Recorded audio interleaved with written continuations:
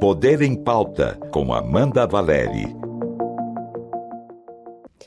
Olá, seja bem-vinda, seja bem-vindo ao Poder em Pauta, que agora é videocast diretamente aqui dos estúdios da Rádio Cultura, toda semana com um episódio novo. E hoje a gente vai tratar da nova eleição no Congresso, novos presidentes da Câmara e do Senado e como vai ficar a relação com o Executivo. E a gente recebe aqui nos estúdios da Rádio Cultura para saber, né, qual é a perspectiva, principalmente nesse ano de 2025, dessa relação, o cientista político Magno Cal, que é diretor executivo do Movimento Livres. Bem-vindo, Magno. Obrigado, Amanda. Obrigado pelo convite. É um prazer estar aqui na Rádio Cultura. Então vamos começar lá do começo para a eleição dos novos presidentes do Senado e da Câmara. Ambos são do Centrão, né? Então o que a gente pode esperar dessa relação agora, principalmente em 2025, um ano pré-eleitoral, da relação de Congresso e Executivo?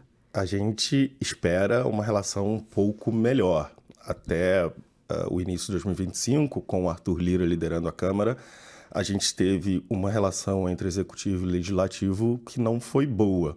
Aliás, essa relação não tem sido boa nos últimos anos. Não é um problema exatamente do governo Lula, como não era um problema exatamente do governo Bolsonaro.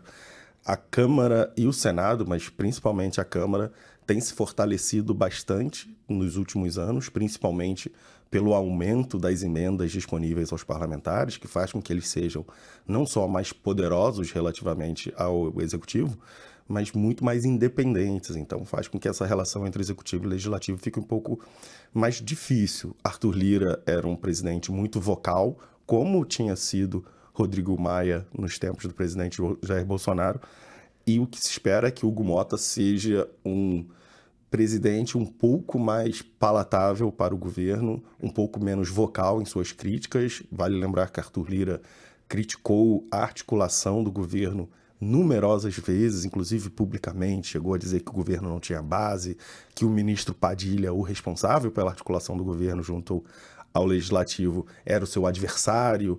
Então, a expectativa é que Alcolumbre, no Senado, que também é um político experiente, já foi presidente do Senado, e Hugo Motta na Câmara possam ter uma relação um pouco mais amistosa, próxima do governo federal, do Executivo, e que as pautas prioritárias para o Executivo possam avançar, já que a gente elege um legislativo que, apesar de ter se tornado bastante importante e bastante independente nos últimos anos, ainda não é um legislativo que é eleito por uma pauta, com uma visão de país. Isso costuma ser a tendência do Executivo.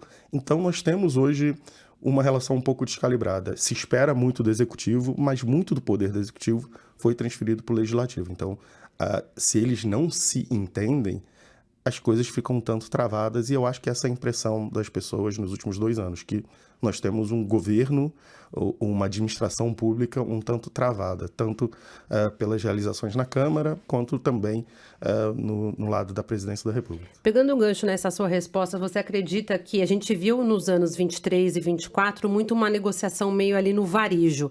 Você acha que esse padrão vai continuar nesse ano? Eu acho que sim, que a tendência é que a negociação siga no varejo, porque a diferença entre o Brasil que Lula encontrou em janeiro de 2003 para o Brasil que Lula encontrou em janeiro de 2023 é bastante significativa no que tange o poder das lideranças no Congresso Nacional, o poder dos partidos políticos no Congresso Nacional, a forma como o Executivo monta a sua base partidária também ficou muito diferente. Em 2003, Lula conseguiu montar uma base Lula conseguiu montar uma base no Congresso Nacional oferecendo ministérios, ou seja, participação no governo a alguns partidos políticos. E essa participação resultava na adesão, na fidelidade de quase todos os deputados e senadores daquele partido às agendas do governo. Havia uma percepção de repartição de poder, de complementaridade entre a pauta eleita pelo povo no presidente da República, mas também dos partidos que estão ali no Congresso Nacional. Hoje, essa relação não é mais tão forte entre os partidos, seus líderes e os deputados e senadores que eles representam. Hoje, os deputados não precisam de ter um membro do seu partido no governo para ter acesso aos recursos, eles têm muitas emendas. Então, a pergunta que precisa ser respondida é: estamos, de fato, vendo uma nova estrutura, uma nova forma de relação entre executivo e legislativo? Essa é a hipótese que eu acredito. Ou nós tivemos apenas repetidas falhas de articulação dos governos Bolsonaro e Lula? Me parece que o aumento da independência, o aumento do volume de recursos destinados para a imposição dos deputados e senadores nas suas bases fez com que eles se tornassem mais independentes, fez com que essa articulação entre executivo e legislativo ficasse muito mais difícil. Hoje, se nomear um ministro que pertence ao partido A, B ou C não quer dizer que o partido A, B ou C aderirá ao governo. Nós vimos isso, por exemplo, com a União Brasil. Então, o desafio que se apresenta, se essa hipótese for realmente verdade, é um desafio muito mais difícil, é um desafio institucional. É um desafio de como as instituições, como o legislativo e o executivo se relacionarão daqui para frente, para que a gente possa ter, no mínimo, uma agenda comum entre essas duas organizações, entre esses dois braços dos poderes na República, para uma agenda comum, uma agenda mínima comum. Não precisa haver um emparelhamento completo, nós não precisamos aderir ao parlamentarismo, mas, no mínimo, precisa haver uma agenda comum entre executivo e legislativo, senão nós ficaremos para sempre vendo a negociação no varejo acontecer, e a negociação no varejo é muito custosa. É isso que eu ia falar, é bastante desgastante. A gente viu isso, né, em 2023, 2024. Mas acho que a cerne da questão toda é a emenda parlamentar. É um imbróglio que ainda está, não é uma questão resolvida. O ministro do STF, Flávio Dino, está cobrando transparência, rastreabilidade, que, na verdade, ele pede o mínimo e que os parlamentares não conseguem fazer o mínimo. Há perspectiva de mudança em relação a esse tema esse ano? Eu acho que ainda vai piorar antes de melhorar. A gente vai ver essa relação se esgarçar de uma forma que vai obrigar os players a voltarem à mesa novamente. Representantes do Executivo, do Legislativo e do Judiciário precisarão voltar à mesa, porque é uma situação nesse momento em que aqueles que estão se beneficiando do esquema sem juízo de valor, né? E aqueles que estão se beneficiando do status quo, são aqueles que estão ganhando com o status quo. Para os deputados, é muito bom ter essa independência, poder aplicar milhões de suas emendas nos municípios que preferem, da forma que preferem, para programas à escolha do prefeito. É bom porque ele monta suas bases, ele leva melhorias diretas para a sua região, mas para o executivo tem um problema político de organizar a sua base, mas também um problema programático. O governo federal não consegue executar o seu programa, o programa que foi eleito para executar, porque vê boa parte dos recursos ser pulverizado no Congresso Nacional e vê também a sua capacidade de gerenciar a sua pauta ser pulverizada, ser diminuída, porque quem tem menos dinheiro tem menos poder nessa relação. E a gente tem algumas pautas importantes a serem votadas esse ano. Eu elenquei algumas aqui, que é o Orçamento Federal, que deveria ter sido votado no final do ano passado e está travado. E isso está impedindo que o governo execute projetos. A Câmara tem ainda 55 vetos presidenciais, regulamentação das Big Techs, projeto que prevê o impeachment dos ministros do STF, para citar ainda, então, algumas propostas. E, obviamente, o impasse das emendas. Diante desse cenário, com pautas importantes, o que se esperar? O que se esperar para que a coisa avance, nós vamos precisar resolver, na minha visão, a questão das emendas. Sem a questão das emendas, tudo ficará custoso financeiramente. Emendas custam muito caro. Quando o governo Lula precisa aprovar pautas prioritárias, bilhões com B são dispensados em emendas para os parlamentares votarem. Também é custoso em termos de trabalho, o desgaste. O ministro Padilha está sendo cotado para entrar num novo ministério, porque ele tem um desgaste muito grande junto à base. eu não consigo ver essa relação pacificada enquanto não houver, no mínimo, uma agenda comum ou uma mudança estrutural na forma como essa relação acontece. Enquanto o ministro Flávio Dino exigir certos padrões mínimos de transparência, por exemplo, né, de rastreabilidade do dinheiro, me parece que o Congresso vai jogar duro. Enquanto o Congresso tiver empoderado para fazer esse jogo duro, o Executivo terá dificuldades. Talvez consiga-se fazer uma peneira das questões realmente importantes para o governo federal priorizar e aí tenta entrar num acordo. E se a gente pensar nos últimos anos, desde o governo Bolsonaro, as reformas, reforma da Previdência, a reforma trabalhista de Temer, a reforma tributária agora do governo Lula, passaram porque a liderança da Câmara dos Deputados entendia que era uma pauta prioritária para o país. Então, conseguiram elencar essa pauta comum e aí, em comum acordo, uma pauta importante avançou. Fora disso, o que nós temos são muitas derrubadas de propostas do governo federal, muitas medidas provisórias derrubadas, muitos vetos acontecendo, sendo votados, né? O presidente veta, volta para a Câmara, volta para o Congresso. Nós estamos vendo um governo que tem dificuldade em realizar, que sabe que precisa realizar, um governo ainda sem marca, mas com uma dependência do Congresso que até agora se parece um pouco insolúvel, porque há um problema estrutural, na minha visão, nessa relação. E podemos encontrar os melhores articuladores políticos possíveis que, enquanto o Congresso não estiver disposto a abrir mão de alguns recursos e o governo federal não estiver disposto a abrir mão de algum poder, que é uma reclamação bastante constante do lado do Legislativo, que o PT é muito cioso do poder, não abre mão dos ministérios mais importantes, por exemplo. Um pouco mais controlador, né? Controlador, nós vamos ter uma relação que é de fricção, não tem muita saída para isso. Inclusive, nos bastidores essa semana, estava se especulando a saída do Padilha para ocupar o cargo da Anísia no Ministério da Saúde e colocar um deputado na articulação política. Isso poderia dar uma azeitada na relação entre executivo e legislativo? O Padilha também é um deputado, sim, né? Então, inclusive foi ministro. Exatamente. A questão me parece ser muito mais da partilha do poder.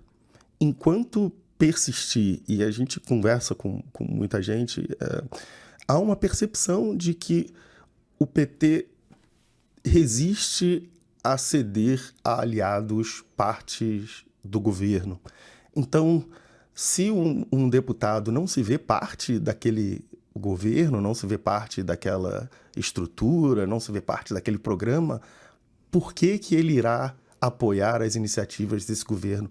Pode parecer um tanto toma lá da cá, um tanto feio, mas a política é isso, é uma construção de caminho comum, não tem jeito. Mas você também pontuou que ter algum ministro de algum partido no governo não garante voto no legislativo. Então, a gente pode afirmar que cada vez mais a gente vê um legislativo com mais fome de poder? Eles querem poder, não querem uma cadeira na esplanada dos ministérios, né?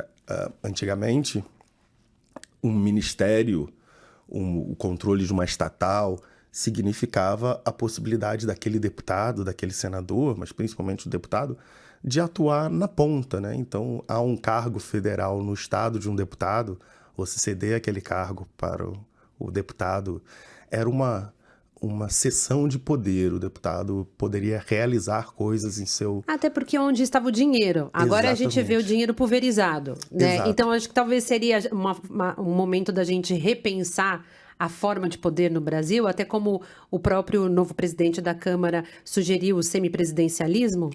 Talvez sim. Nós passamos pela redemocratização com uma estrutura de poder que pensava num executivo forte. Um legislativo que não era exatamente um carimbador de de medidas do executivo, mas um executivo que teria a iniciativa da ação política. Então, nós convivemos durante os governos Collor, Itamar, Fernando Henrique, Lula, Dilma, com um executivo forte que não tinha tanta dificuldade em montar a sua base e que conseguia dar ao governo a cara da chapa eleita para a presidência da República. Hoje, isso não acontece mais. Pode ser que seja uma questão pontual, resolvida com a troca de um ministro, por exemplo, colocando, sei lá, vamos imaginar, o Arthur Lira como articulador político do governo, talvez possa melhorar a situação. Mas, no médio prazo, eu acho muito difícil a gente ter um Congresso empoderado, e veja, por muitos anos se desejou um Congresso mais altivo, mais participativo, mais empoderado, mas agora a gente vê que um Congresso mais empoderado desequilibra o equilíbrio, mesmo que precário, que a gente costumou a ter por os primeiros 20 anos desde a redemocratização, né? Então pode ser que ao final de tudo nós descobramos que a saída é uma readequação do sistema político brasileiro, que foi posto a plebiscito em 1993 e a população votou pelo presidencialismo. Pode ser que dessa vez, mesmo sem uma consulta popular, a gente vá adotar um outro sistema que se case um pouco melhor com a realidade não só do Brasil, mas da política brasileira também. E o governo, nesse momento, principalmente o governo Lula, ele se encontra num momento com baixa popularidade, acho que o menor nível dos 3 mandatos de Lula, e Lula está tentando lançar projetos e alguma pauta que possa melhorar isso, só que muita coisa depende do Congresso. E estamos em 2025, ano pré-eleitoral, será que vai ter essa disposição? Se a popularidade do presidente continuar caindo, a disposição do Congresso também diminui, né? Os políticos são especialistas em opinião pública. O pão com manteiga dos políticos é a opinião pública, é como eles se mantêm nos seus trabalhos, né? Nos seus empregos. Então, quanto mais dificuldade o Lula tiver com a opinião pública, nas pesquisas de opinião, mais dificuldade deve ter na relação com o Congresso. O outro lado é que os últimos anos de mandato costumam ser os anos das realizações. Muitos governos até represam um pouco de recursos para poder gastar um pouco mais na segunda parte dos mandatos. Não pode ser que nós vejamos daqui para frente um governo federal um pouco mais generoso. Tá certo que há metas no arcabouço fiscal, tá certo que a população brasileira rejeita coisas como a inflação, o endividamento do Estado também é uma preocupação. Então, há certo limite no que a política pode fazer nesses anos. Mas a gente vai começar a ver uma acomodação de interesses visando já a eleição de 2026. Se o presidente Lula consegue convencer a população e a política de que é um candidato viável, ele deve conseguir se fortalecer também no Congresso Nacional, porque aí passa a ser do interesse dos parlamentares não mais barganhar suas emendas, mas se colocar em posição de vencer as próximas eleições nos seus estados, em ser um candidato competitivo. Se Lula é muito popular no seu estado, você quer estar do lado do presidente. Ou então, se Lula é impopular no seu estado, você rompe completamente. Eu acho que as imagens começam a ficar um pouco mais claras. Mas no governo Bolsonaro, a agenda do presidente não ficou mais fácil na segunda parte do seu mandato, porque as eleições se aproximavam. Ficaram mais fáceis porque ele levou para o Congresso, para o Palácio do Planalto, operadores políticos muito experientes, como o senador Ciro Nogueira. Então, o governo Bolsonaro conseguiu melhorar sua relação no Congresso na segunda parte do governo Bolsonaro, porque cedeu alguns anéis. Alguns dizem que cedeu os dedos, outros dizem que cedeu as mãos, mas cedeu alguma coisa para o Centrão. Trouxe o Centrão para o Palácio do Planalto, trouxe o Centrão não só para a articulação política, mas também para a execução política de muitas coisas. Alguns dizem que na política se constrói coalizões cedendo dinheiro ou poder. o presidente Lula vai precisar ceder algum poder, porque ceder dinheiro não é mais uma forma de se fazer política, porque os parlamentares já têm muito dinheiro, né? Passaram a ter muito dinheiro com as emendas. Então, a cessão do poder pode ser um caminho para o governo melhorar essa relação. Se Hugo Mota for um presidente mais conciliador, certamente as pautas do governo terão mais facilidade. Mas não tenho certeza, num cenário de presidente perdendo popularidade, que a proximidade das eleições vai fazer com que as coisas fiquem mais fáceis para Lula, porque a sua relação acaba sendo diretamente dependente da sua popularidade. E presidente com popularidade baixa tem dificuldade de se articular na Câmara também. Você respondeu parcialmente minha próxima pergunta, mas acho que vale a pena a gente se aprofundar. Você acredita que esse tensionamento generalizado por conta das emendas pode contaminar o processo eleitoral do ano que vem? Pode contaminar. As emendas, dando um passinho atrás na última eleição que a gente viu, a eleição municipal, as emendas já tiveram um impacto bastante substancial, porque antes nós tínhamos os deputados dos prefeitos, que os prefeitos eram poderosos o suficiente para eleger seus auxiliares deputados. Hoje nós temos os prefeitos dos deputados, porque os deputados com as emendas se tornaram tão poderosos nas suas regiões que acabaram por desequilibrar o cenário político nas suas regiões e passamos a ter os prefeitos dos deputados, porque os deputados conseguem eleger seus correligionários lá por terem esses recursos. Nós vamos ver uma política provavelmente separada nos dois grandes polos, lulista e bolsonarista, mesmo que Lula venha a não ser candidato, mesmo que Bolsonaro venha a não ser candidato. Nós teremos esses dois campos se colocando e nós teremos uma força bastante significativa dos incumbentes, dos candidatos que já estão no poder, que já são deputados, que já são senadores, porque há um desequilíbrio brutal de recursos entre quem já está no seu mandato e quem não está no mandato. O Brasil, tradicionalmente, tem uma taxa de renovação do parlamento bastante alta. Cada eleição nós temos, às vezes, 50% da Câmara dos Deputados sendo renovada.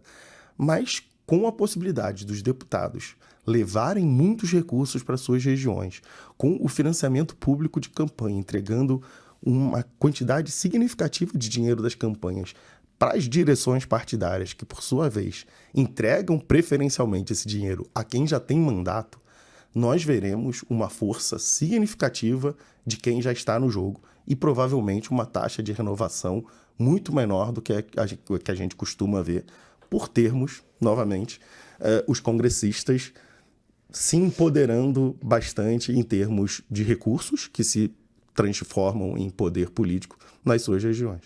E há uma perspectiva de que eles vão abrir mão desse poder, né? Porque se a gente eu até questionei isso, né? Alguma perspectiva de mudança em relação às emendas até diante do conflito com o STF? Há alguma possibilidade dos parlamentares quererem abrir mão ou gentilmente, não, agora eu não quero mais essas emendas? Acho que é uma visão um pouco, né, utópica. Não vão querer perder poder e muito menos dinheiro.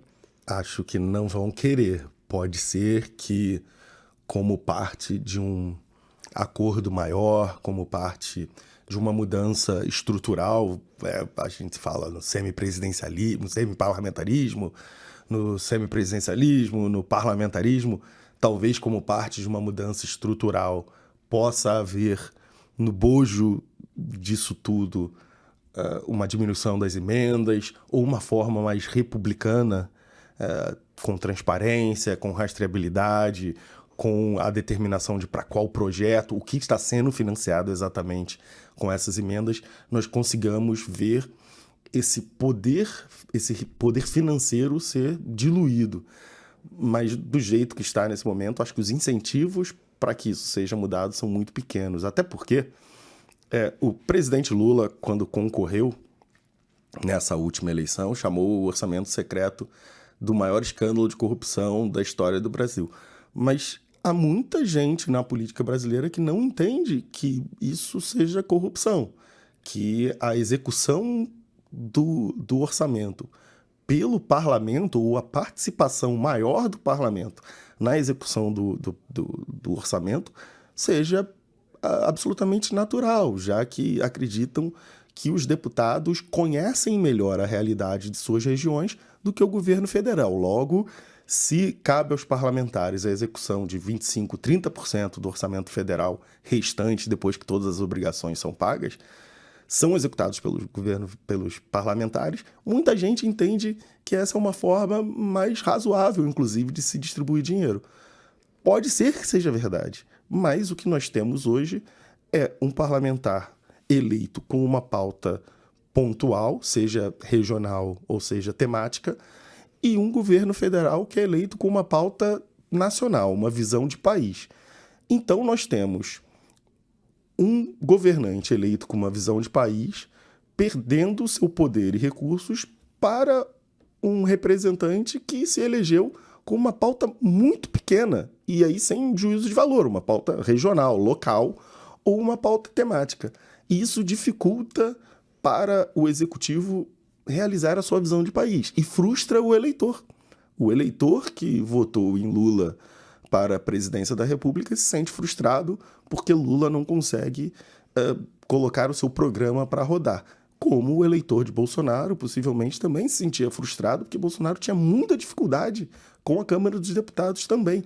Então, tendo a perspectiva de um governo de direita, um governo de esquerda, tendo dificuldades com o Congresso Nacional, não me parece ser uma questão de orientação política ou mesmo de personalidade dos presidentes. Me parece ser uma questão estrutural que nós teremos que tratar como uma questão estrutural. Não acho, por exemplo, que a decisão do ministro Flávio Dino resolverá a questão, torna a situação menos pior, menos transparente.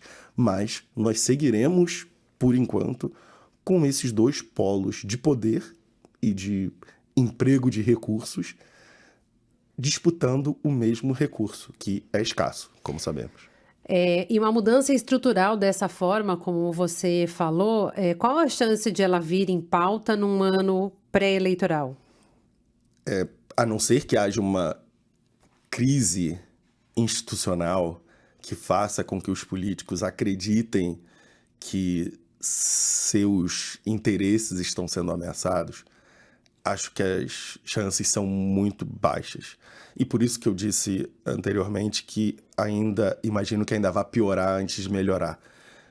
Nós temos um sistema eleitoral que tem seus defeitos, como todos os sistemas têm defeitos. O voto distrital misto tem defeitos, o voto distrital puro tem defeitos, a lista aberta tem defeitos, lista fechada tem defeitos. Mas o que nós temos certeza absoluta é que as pessoas que ocupam hoje cargos na Câmara Federal, por exemplo, são muito bons no sistema eleitoral que nós temos. Eles são as pessoas muito bem-sucedidas no jogo que nós temos. Eles sabem jogar esse jogo com essas regras muito bem, porque entre dezenas de milhares de candidatos, são 513 que conseguiram se eleger. Então, os incentivos para que eles mudem as regras sem saber quem será o vencedor dessa mudança, principalmente às vésperas de uma eleição, é muito pequena. Também tem outro fator que só se pode mudar as regras da eleição um ano antes dela. Então, nós teríamos muito pouco tempo para fazer com que isso acontecesse. Eu acho que nós ainda passaremos por mais um ciclo presidencial, por mais uma legislatura do Congresso, até que se entenda que não é uma questão da articulação do governo Lula, que não é uma questão da articulação do governo Bolsonaro, mas sim que nós temos um problema estrutural. Michel Temer conseguiu fazer uma gestão razoavelmente bem-sucedida politicamente na sua relação com o Congresso Nacional, mesmo que tivesse uma popularidade muito baixa. Mas havia um entendimento que Michel Temer não se recandidataria à presidência da República, que Michel Temer não era uma ameaça a nenhum dos polos de poder constituídos, e Michel Temer foi presidente da Câmara mais de uma vez, então ele era um expert na relação com o Congresso Nacional. Então, nós não podemos esperar dos outros políticos a habilidade na relação com o Congresso que teve um presidente que foi presidente da Câmara por alguns mandatos. Então, acho que nós precisaremos chegar a uma situação de paralisia para que se entenda que a gente vai precisar de uma mudança mais séria, mais profunda, que necessitará de mais discussão. Até porque, de novo, a última vez que a gente discutiu o sistema político brasileiro foi há mais de 30 anos com uma consulta popular. Talvez dessa vez não aconteça uma consulta popular, mas acho que nós estamos caminhando para uma situação em que precisaremos rediscutir a forma como se faz política no Brasil. Até porque, como a gente falou, é desgastante para o governo, né, ficar negociando projeto por projeto, pauta por pauta, nessa coisa do varejo, e deixa naturalmente a velocidade das votações muito mais morosa, né? E acho que dificulta o projeto geral como um todo, né? E aí chega no final do ano, olha para trás e fala: eu tinha essas prioridades e consegui votar uma ou duas, né? Por conta dessa dificuldade. E Magno, acho que a gente não pode deixar de falar da denúncia da Procuradoria-Geral da República em relação ao ex-presidente Jair Bolsonaro, que ele foi denunciado por tentativa de golpe de Estado. Como essa denúncia pode impactar na relação legislativa executivo, já que a gente tem um legislativo mais conservador e com uma base bolsonarista bastante forte? A gente vai ver a radicalização dos discursos, não tenho a menor dúvida disso. Nós veremos, principalmente por nos aproximarmos de um ano eleitoral, nós veremos uma base bolsonarista bastante inflamada para manter essa conexão com os eleitores que estão chateados com o indiciamento de Jair Bolsonaro, que acham que Jair Bolsonaro está sendo injustiçado, e há muitos eleitores que têm essa visão, então esses eleitores encontrarão representação na Câmara dos Deputados. Nós teremos um lado da esquerda que colocará essa questão de forma muito central, é um caso obviamente muito sério, muito grave, e nós temos para observar como aqueles deputados do Centrão, da centro-direita, que nos outros mandatos do PT colaboraram com o governo do PT, mas também colaboraram com o governo Bolsonaro, como esses se comportarão, tendo em vista que em 2026 nós poderemos ter um presidente Lula impopular e um ex-presidente Bolsonaro impedido de concorrer. Então, para onde correrão esses deputados que não têm uma atuação política necessariamente ideológica e que costumam colaborar com a governabilidade, seja de um governo de direita ou de esquerda, ver como que eles lerão essa situação. Eu acho que é um desafio para os analistas imaginar 2026 em que nós podemos ter um cenário completamente novo ou um cenário não esperado, em que se Lula se enfraquece politicamente e Bolsonaro não pode concorrer, nós teremos necessariamente novidades. E o Brasil adota novidades de forma muito vagarosa. Da redemocratização até hoje, Lula concorreu em quase todas as eleições, ou em todas que pôde concorrer. Ele concorreu, exceto na reeleição de Dilma e na que ele estava preso. Nós tivemos Jair Bolsonaro concorrendo 2 vezes, Fernando Henrique 2 vezes, Dilma 2 vezes. Não há uma renovação muito rápida ou frequente nas eleições para presidente. Nós tivemos PSDB e PT disputando por várias eleições. Então, será uma situação, ou pode ser uma situação bastante nova, termos um presidente de esquerda impopular, mas termos também a maior força eleitoral da direita impedida de concorrer. E aí teremos que ver. O candidato que Bolsonaro indicará é alguém que vai conseguir agregar apoio desses políticos ou dessa faixa da política da centro-direita, do centro, ou será um bolsonarista mais radical que espantará esses eleitores para o lado da esquerda? Lula estará forte o suficiente para atrair esses eleitores de centro, esses políticos de centro, ou será tão fraco politicamente que será tóxico para esses eleitores? Há uma indefinição muito grande. Pode ser que a gente esteja vendo o fim da polarização entre o lulismo e o bolsonarismo, que há 3 anos atrás parecia que tinha sido o futuro, parecia que era o futuro da política brasileira, porque Lula e Bolsonaro, de fato, tiveram o maior índice de votos de 2 deputados, de 2 candidatos à presidência em todos os tempos no Brasil. Lula e Bolsonaro no primeiro turno, apesar de termos quase 10 candidatos, Lula e Bolsonaro tiveram 92% dos votos, os dois. E pode ser que tenhamos um cenário bastante diferente em 2026. Então, muito do que acontecerá em 2026 dependerá dos próximos meses. Dependerá de qual percentual dos eleitores de Bolsonaro se frustrarão com o ex-presidente diante dessas acusações o suficiente para abandonar Bolsonaro, ou quanto dos eleitores que optaram por Lula em 2022 pensarão que seu governo está tão ruim que não vale a repetição do seu voto. Então, eu vejo um cenário bastante aberto. Até imprevisível, né? Imprevisível, de uma forma que em 2022 ninguém imaginaria. Quando nós saímos do primeiro turno de 2022, parecia que o cenário estava posto para sempre. Ou pelo menos para a próxima década, não sei. Nós tivemos pessoas, candidatos a deputado, que não optaram por Lula ou Bolsonaro, serem escorraçados nas urnas. Os eleitores só queriam saber se um candidato era Lula ou Bolsonaro. Se você desse qualquer outra resposta que não fosse Lula ou Bolsonaro, ninguém queria nem falar com você.